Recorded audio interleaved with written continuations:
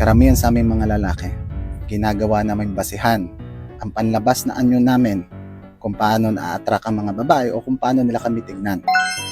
Halimbawa, nandyan na yung matangkad, magandang katawan, pogi. Pero paano kung hindi mo taglay ang mga nabanggit ko? Maraming ibang paraan.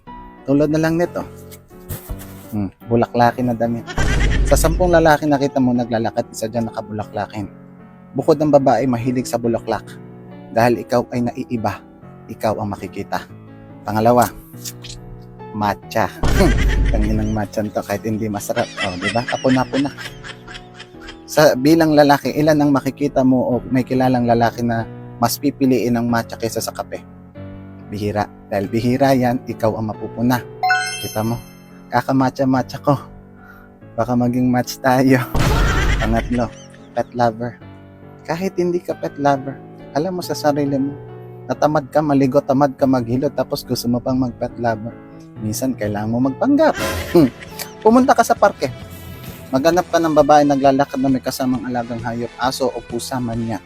Tandaan mo, ang alagang hayop niyang yan ay baby niya. Amuhin mo yung alaga niya. Pag nakita ng amo na inaalagaan mo yung alaga niya, mapapansin ka. Kita nyo na, kung hindi ka pogi, magandang katawan, matangkad, huwag mo nang hanapin ang wala sa'yo.